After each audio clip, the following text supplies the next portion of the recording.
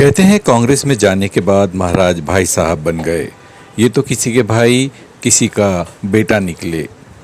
बात हो रही है केंद्रीय मंत्री एवं ग्वालियर रियासत के महाराज व गुना से भाजपा के लोकसभा प्रत्याशी ज्योतिरादित्य माधवराव सिंधिया की।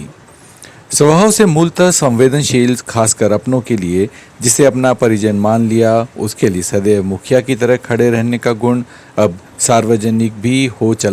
बुधवार को गुना की सड़कों पर सिंधिया अपने कार्यकर्ता की अंतिम यात्रा में अर्थी को कंधा देते नजर आए और अंतिम संस्कार में भी पूरे समय रहे। यहाँ तक कि उन्होंने बुधवार को अपने समस्त चुनावी कार्यक्रम भी निरस्त कर दिए।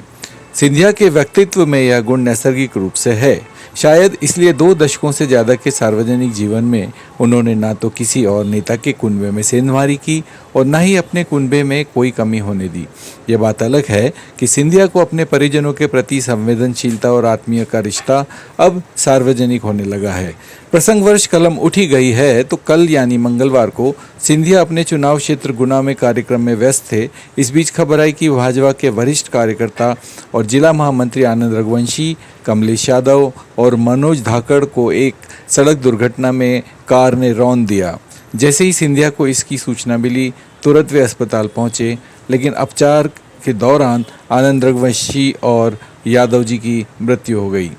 सिंधिया ने अस्पताल से ही भरे चुनाव के बुधवार के तमाम कार्यक्रम निरस्त कर दिए और मृतकों के परिजनों को ढाढ़स बंधाते रहे।